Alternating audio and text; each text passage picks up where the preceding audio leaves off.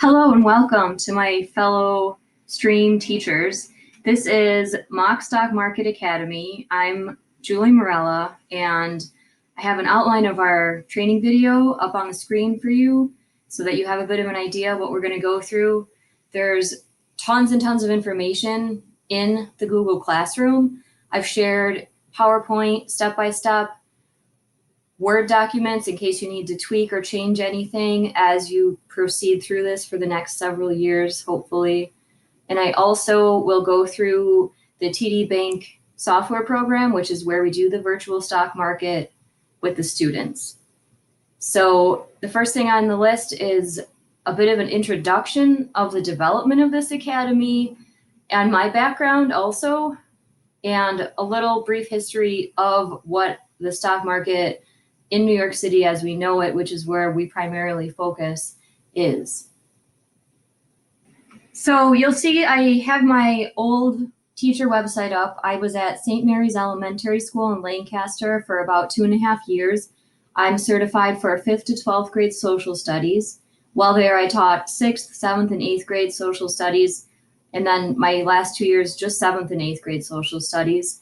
I came up with Stream, this Mock Stock Academy, as an idea from something that I actually did 20 years ago when I was in high school. I was a senior in high school, and we had economics, and we did a stock market project. And I'll never forget, my teacher had all the newspapers, and we had them glued up on the walls, and we had to pick our stocks and track them.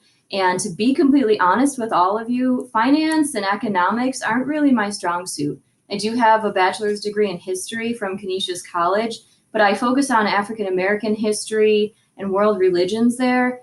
Economics has always been a fascinating, if a bit intimidating and confusing part of my certification. So I thought that this would be a good way for me to dive in and offer my students something that they probably felt just as confused and intimidated, but also interested in. I was very fortunate at my school to have both the support of my principal and our stream coordinator, who gave us full creative license to create on our own. I taught this in 2018 and then 2019. And last summer, I was chosen by the diocese to create it into an academy for the entire diocese to use. So I went through and had the whole summer last summer to create all of my materials that I'm sharing with you. I updated them for 2020, and now because of the situation with the world, we're shooting these virtual videos.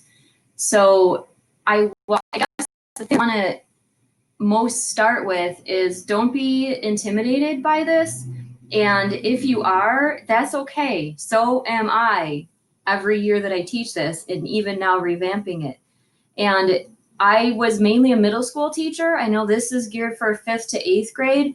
I was fortunate, I had my students year after year, 6th, 7th, and 8th grade. So we could learn together, and it's okay. I always say the best thing to do is to be a student with your students. And this is what Mock Stock is all about. I have my own team. We would compete against each other. They would beat me. I never won once. And there were several weeks that I was way in the red, and they loved showing me up. There was a time on February break, my last year that I taught this, I had one of my 8th grade boys emailing me over February break on vacation with his family. Look how I'm doing in Mock Stock. I'm winning, I'm winning. So that is what Mock Stock is all about. It's about having fun.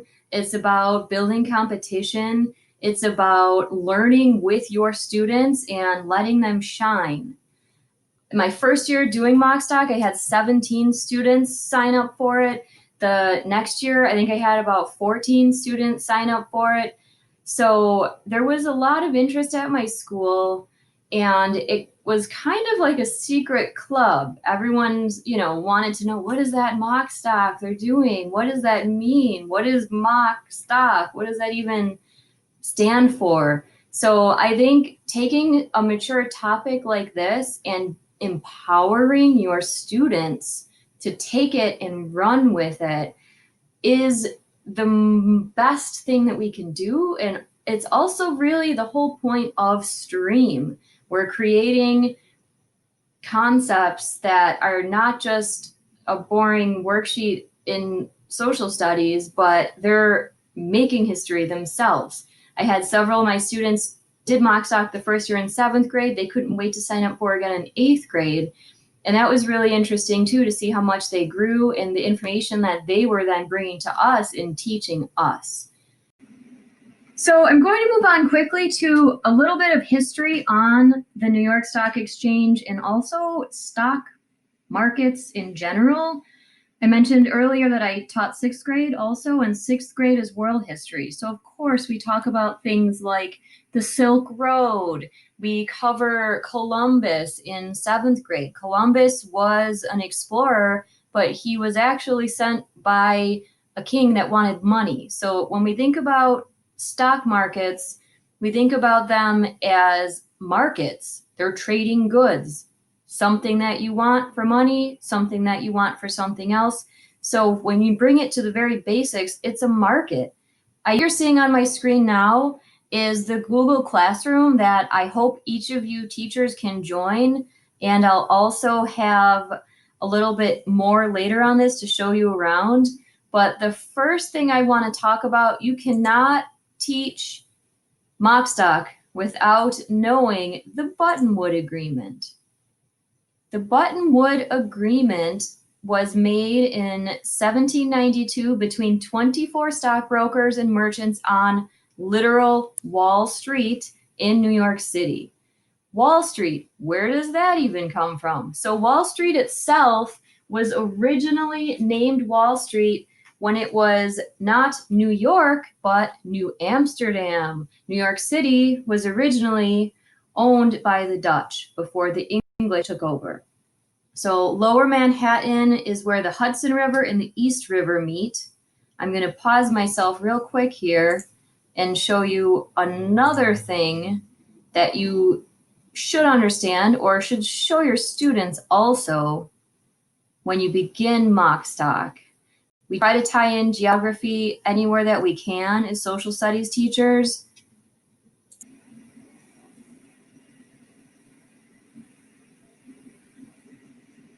This is Google Earth. It's an amazing program. If you're not familiar with it, I encourage you to play around because it can be used for any subject. There's even an app on your phone that I think is pretty cool that the kids all downloaded when it first came out. So I put together a tiny little mock stock tour for both you as teachers and also to show your students. So I'll zoom way, way, way out.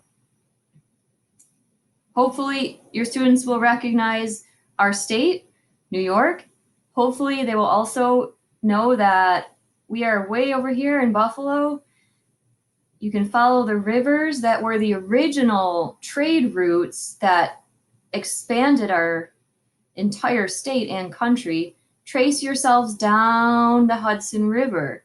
So the very first stop here, picture it is the early 1600s. You are Dutch settlers. You're going to be sailing from the Atlantic Ocean and you're going to land in this tiny little riverbed. So we have what we know today as the island of Manhattan. So kids love seeing Google Earth too. If we're in school together and you have a smart board, let them do this and let them get up and play. But we have here the famous Hudson River, and here we have the not so famous but equally important East River. So we can see our little friend Manhattan Island, which is truly an island. If you follow my mouse, you can see. Any Hamilton fans, Weehawken will also be a big keyword for, we all know what happened to poor Hamilton in Weehawken. So anyways, the Hudson River, the East River, very serious trade routes that needed defending. When we talk about Lower Manhattan, we're talking about the southern tip of Manhattan, which to this day is the hub of finance for not only our country, but for the world. If you look over to the left, you'll see I flagged a few of the really important places in New York City for you guys to play with and look at. So the New York Stock Exchange, our very first friend here, you can fly in.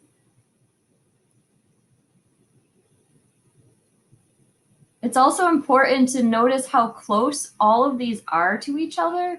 So if you want to just zoom out and have a tour, you can see that the New York Stock Exchange is within walking distance from the Federal Reserve Bank, which is within walking distance to the original Federal Hall, which is right next to NASDAQ, and also the famous World Trade Centers that we all are familiar with, their sad demise in the terrorist attacks of 9/11.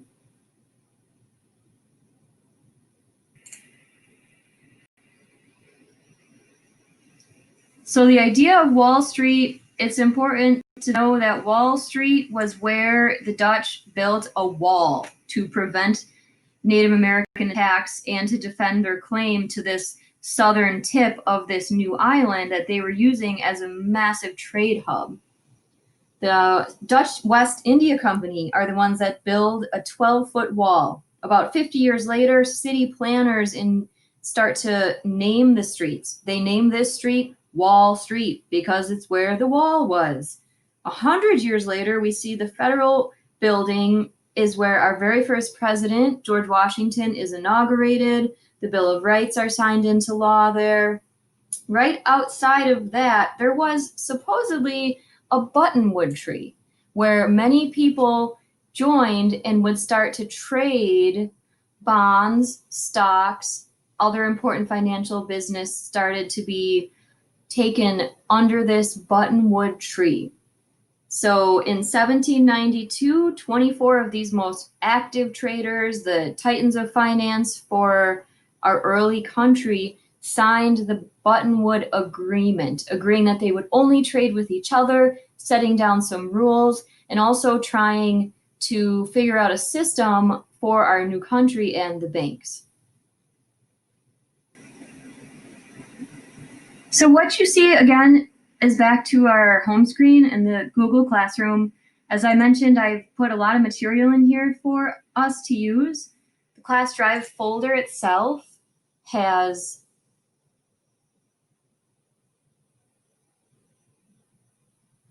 a PowerPoint that you can use with your students throughout the entire academy. It also has some other materials here. This is the teacher unit plan, and I've put the Word and a PDF option for you in case you need to make it. I'm going to kind of zip through this because I want to get to a video to show you that is one of the most basic videos that also suggests showing the students. Here we go. You can see I've outlined session 1. Each session I've tried to make it clear so that at a glance you can see how far we are. Session 2 is clearly marked all the way through. The video I'm looking for is right here. What is the stock market? The stock market, presented by WallStreetSurvivor.com. This is Jimmy. Jimmy is from Miami. Jimmy is a baseball fan and has a huge baseball card collection. Jimmy, the smart boy that he is, realizes that his card collection is very valuable, especially since his Derek Jeter card has skyrocketed in value. Jimmy wants to sell his cards to buy a new skateboard. Jimmy figures his best bet is to set up shop at the local flea market, which is a place where buyers and sellers meet to exchange goods. Buyers try to negotiate with sellers to get the best possible price, but often buyers and sellers meet somewhere in the middle. Mike, a huge sports fan, spots the Jeter card and asks little Jimmy what the price is. Jimmy responds that it's $100, and Mike says that he will give him $80. Jimmy suggests they meet in the middle and settle on $90. Mike agrees, and the transaction happens with both parties satisfied. A flea market is a lot like the stock market. But instead of people selling products like baseball cards and pottery, the stock market allows owners to sell their shares of companies for cash. The price of the shares depends on supply and demand. How many people want to buy that stock versus how many people want to sell it. Often, just like in the flea market, buyers and sellers meet in the middle. Say, for example, you own 100 shares of Apple. It is trading at $300 and you're willing to sell it for $305. You call up your stockbroker and tell them to place the order. The broker won't sell the shares until a buyer is willing to meet the asking price of $305. He calls his contact who works on the NASDAQ trading floor in New York City. Every company on the NASDAQ has a stand where they are selling shares of their stocks. Buyers come to the stand and post their bid, which is the price they are willing to pay. If there are no buyers at that price, the seller can drop the price or the buyer can increase their bid. The stock market is made up of transactions like these, which happen millions of times a day in thousands of publicly traded companies. Today, most of these transactions happen electronically, but the concept is still the same. Just like Mike bought the Derek Jeter card from Jimmy at the flea market, you can buy stocks from publicly traded companies on the stock market. Are you interested in buying stocks? You can learn how risk-free on wallstreetsurvivor.com.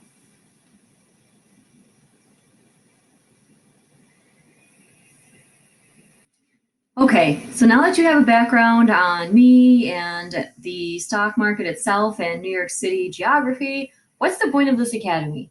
The point of this academy, in a nutshell, is for students to go on the TD Bank virtual stock market website, create their account, and then compete against others in the academy, including you, for at least 4 to 5 weeks to see who can make the most money. That's the point. They will track it, they will adjust, they can buy, they can sell, but the point is it's a game. It's for them to compete and try to succeed. Sounds like fun. It is. So here we are back in the Mockstock Google Classroom, and I strongly suggest getting yourself set up with a TD Bank account before your students are going to be getting started. I have created a new challenge myself here. You are encouraged and welcome to join mine to practice. So the challenge name is Stream 2020. The password is Buffalo Stream with no spaces. This is a good way to get acquainted with the software before the students are jumping into it. This is the home screen of the TD Bank WowZone Virtual Stock Market Simulator. So you should go to register the first time, use your school email address. I am going to go and log in. My name is Moneybags Morella. You can choose whatever you want, but I encourage everyone to have fun with it. My students had some pretty silly names and I always liked them. Just make sure you tell them that everyone's going to see them. So make sure there's something they wouldn't mind the principal seeing. I just started this the other day and we start with $10,000. My first year I started with $100,000 and that was way too much. Students have no concept at this age of money. There's an activity, as you'll see, in the academy to help them understand what is $100, what is $1,000, what is $10,000. But this academy, and I strongly suggest you also keep it small, is set for $10,000. So you can see, I'll go through this quickly with you. The best way to learn this is to play with it. Trust me, it was probably the biggest issue that I ran into my first year was that students were having issues. They couldn't find something. Their screen was locked and they didn't know why. So just like everything with software and technology, it's awesome when it works and it's terrible when it doesn't. So this is the one thing I strongly encourage you spend the most time playing around in. All of the other activities I've outlined extremely detailed for you. If there's one thing that you really do have to just focus on and navigate and play with and learn the most on your own, it is the actual software program that we're in right now. So on top, you'll see my mouse move over several different areas. This dashboard is really the best place to start. So you can see here, I have only $1,000 left. Try to encourage them to spend all of their money. A big mistake I made the first year was that some students just kept all their money sitting there and only invested maybe $1,000. So of course they were winning and blowing the rest of us out of the water, because money sitting in a bank isn't going to get lost, but that's not the point of this. So I've invested in only 2 stocks so far. You should do more. It's outlined to do 4 to 5. I have General Electric, and I also have Starbucks. So I'm just going to navigate a little bit to give you a feel for the many, many layers and options and details and rabbit holes that you can run into here, which is at times a blessing, but also sometimes it can sidetrack your students. So just be very clear on monitoring them. This was not something when I was able to sit down and trade while my students were trading. I was walking around every second of Mock Stocks Dream Academy to help them, also to make sure that they were on task. But you have to do your own trading, at least I did, on your own time, and then be there with the students to help them navigate as they go.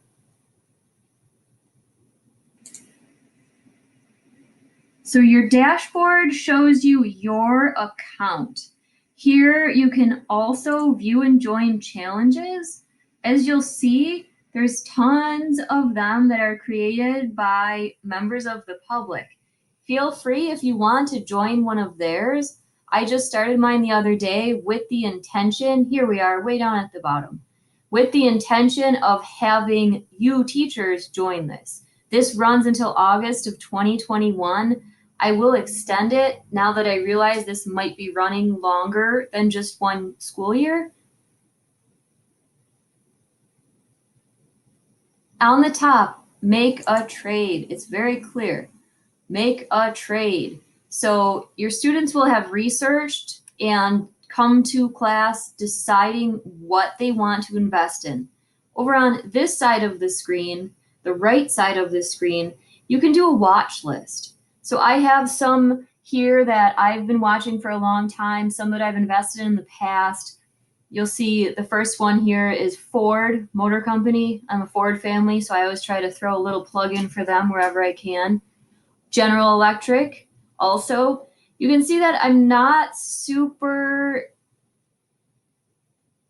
exploratory or risky.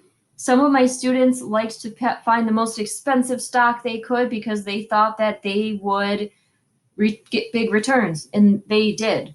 Others bought little tiny stocks. I tried to stay somewhere in the middle to show them what the options were, but it's up to you, however you want to play. So I am going to buy one more share in Ford. I know the symbol is F. It's only $6.92 a share. I have $1,000 left, so I know I can buy, let's say 10 more shares. I can do a preview. Estimated cost, $79. Do I want to buy it? Confirm.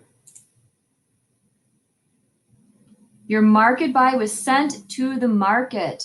It's important to remember the stock market is only open 9 to 5 Monday through Friday. So you'll be in classes when this is happening, but if you're not, you're going to have to wait. You're going to have to wait until Monday to see your trade go through. So that's important also. Even though it's technology, it still opens and closes. And there's an entire lesson on the New York Stock Exchange and the opening and closing of it in the unit plan also. So I can view my order history, see what I'm waiting for. It's delayed because I just did it a second ago. I just bought my Starbucks shares last night. It went through. I just bought my General Electric shares last night. It went through. So I'm back to my dashboard, I can now see what I have in my account. The portfolio shows my rankings. You will have more than just yourself in your contest. Unfortunately, I don't have any students in my contest. It's just me. But when you click on this, you will see something, my rankings, and an entire list will show up of where everyone in the group stands. When you have students in this, you will see an entire list and show everyone's rankings. At the beginning of stream each week, I would have it up on the board and the students would fly into the room and try and see who was winning and who was on top. Research also helps you with trading ideas, quotes, anything that you're looking for. It will give you help. A lot of us know of a lot of companies that we like to buy from, but there's others out there that we don't even think about that are huge in the stock market. So the point of this is also to expand their thinking beyond just Nike and Apple that they know of. There's a whole lesson on parent companies also in this, which I really encourage you to do with them because it helps to broaden their horizons in a way that as they become people that are going to be spending money and driving the markets, it's important for them to know where their dollars are actually going. The last thing I want to show you here are the assignments. There's lots of options for you to give them assignments through this. The very first year, I did several of them, but they're a little bland at times. So I've developed more interesting activities, but even for you to help understand more about what they're doing, it's a good place to start. So as we previously saw, there are documents in this Google Classroom Drive folder that I've created for all of the teachers. You wouldn't really want to put these in your own classroom that you're going to use for your students because the unit plan is here. So I'll quickly go through this with you. It's pretty lengthy. It's about 88 pages, I think. It has everything that you need, including the handouts for the students themselves, your printouts if we are having traditional classes. Right here we see is the supply shopping list. So before we get started, I'm actually going to go through that with you and show you everything that I had in my traditional kit. Things will be different if you're doing this virtually, but I still will go through everything with you now. So in the kit, we have a lot of things for activities that we would do in class. I'll just go through the list. You can see it starts with Post-its. Can never have enough Post-its for brainstorming activities. Graph paper. At the end of the unit, you may want to have your students use hard copy graph paper to create a graph of their progress. There's also information and options to do that in both Excel and also a free online graphing tool included in the unit plan. We have large poster paper. This is one of those rolls that went from floor to ceiling where we created our physical tracking chart in the hallway for everyone to see. There's pictures of it in the unit plan where you can see my students and I and our setup. Along with that, we have index cards. We used the index cards to create our little name badges. I actually still have mine. Moneybags Morella. So make it silly, make it funny, let them roll with it. We also use the index cards for some activities in the unit. We need some clean sheets of notebook paper, of course, so I have some lined paper included. Fake money. Here's a brand new package that I got at Office Max, really cheap. So there's an activity where we use the fake money, so you'll need that. There's a bell or alarm. You might already have one of these. If you don't have a physical one, you could just use an online timer or even the one on your phone I've used in the past also. The Oreos. Usually I would just buy Wegmans brand, but Oreos are very important for the parent company activity. So if you are purchasing these, make sure you buy actual Oreo brand. And when you read through the parent company activity, you'll understand why. And you get to eat them afterwards too. A Wall Street Journal. I will show you that I actually have the Wall Street Journal from when I did this activity the first time, February 11th, 2019. Buy a fresh copy, although really it doesn't matter on the date. It's the concept of holding a newspaper. We are so into technology these days, reading our news on our phone, but there's still something to be said for actually holding and reading a newspaper. Students these days don't really get that chance. Most of us don't have subscriptions coming to our house every day or even on Sundays the way we used to.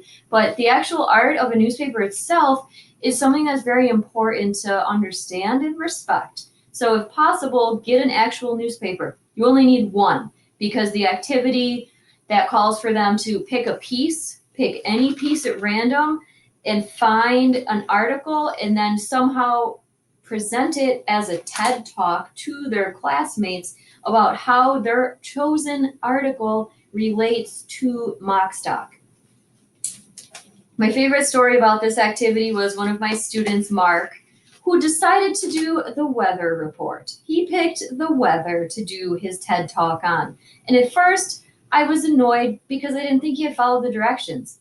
But he surprised us all and blew us all out of the water because he related a drought in China to falling grain prices and how that would affect American prices and all of the different related industries, even so far as to the parent company of Oreo, and how a drought in China and the weather really affected the stock market.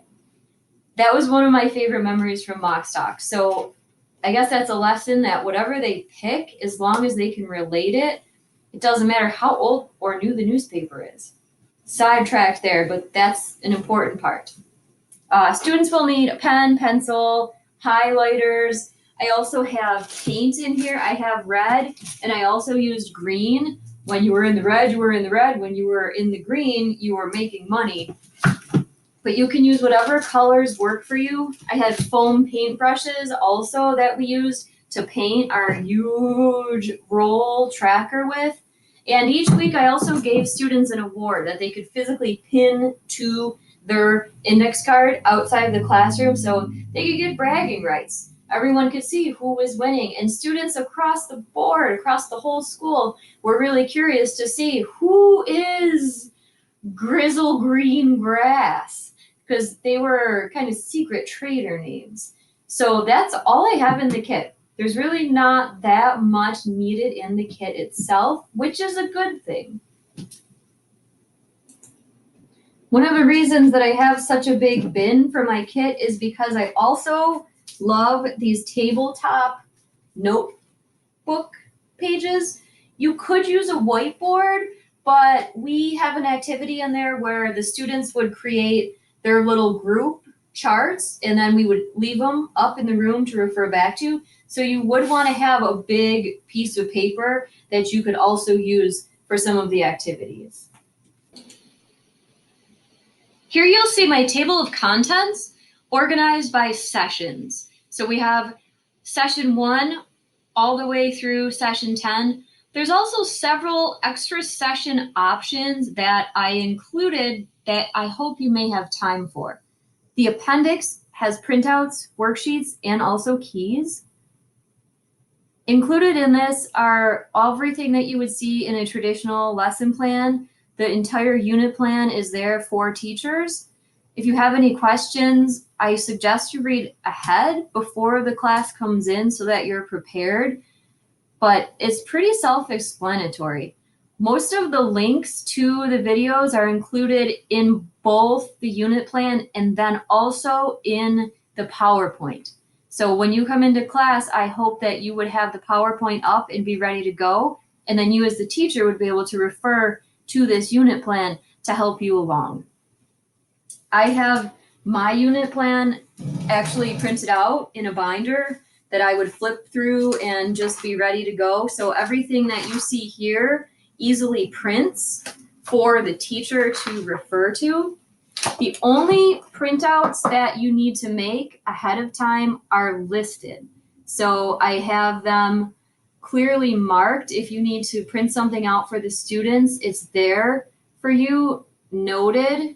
So we can see right here. This is session 2, preparation. Watch the videos ahead of time, have your Post-its and the large poster paper ready, make copies of the stock certificates, and have the paper money out $100 per student also.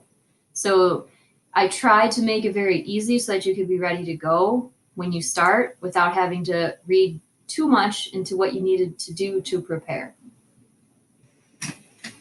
I've updated this unit plan for 2020. So everywhere you see numbers and listings, they all are for 2020. The top companies of 2020 are here. The Forbes list of billionaires of the world for 2020 is also included.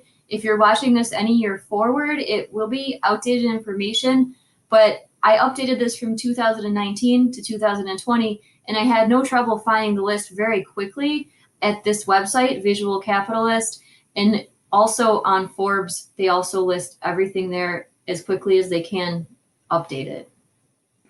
I wanted to mention that you see on the screen I have session 4. First, look at the TD Bank stock market and creating accounts.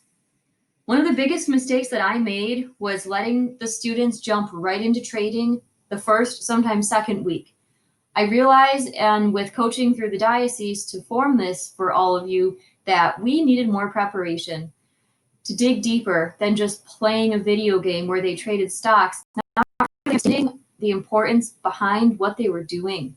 So session 4 is where I've outlined to actually first even start trading and creating their accounts. I strongly encourage you to take your time, build it up, build their foundational knowledge so that they actually are prepared when they jump in. Also, I was fortunate at my school, every Friday we had the last hour of the day for designated stream. I always spent the first half hour teaching something new, one of these lessons, and then they had the last 20 minutes of class, maybe, to actually jump on the Chromebooks and do their trading. They will do it very quickly. They know what they want to do, and it's important to keep them occupied. So I always made sure that I really treated it as a class. We sat down and we learned something new. Then the fun video game playing at the end came. So that's just some words of wisdom from my experience. I've scrolled down to the very end, the appendix, to show you where the options for the students' materials are. The one big thing that each student has is what I call the trading packet. So this is an example of mine, and I filled it out as we went. It has the dates listed. You can tailor it however works for you. It's in a Word document for you to choose. We did our research, and then each week we would go through and really just track what we were doing. This is one of the most important pieces also that students would try to skip through. So you want to make sure that they're actually doing the hard work, because it's the way to show your progress and to see the changes that you've made as you progress. In closing, I think that the number one thing I can tell you is to just have fun with your students, learn with them. If there's something you're unsure about, tell them you're unsure and figure out the answer together. I think as professionals, we all understand the importance of that. But for Stream, and especially for something like Mockstock that is so complex and is always changing and shifting, learning together is the most important thing. I hope you have fun, and I hope that all of your students enjoy it as well. Thank you.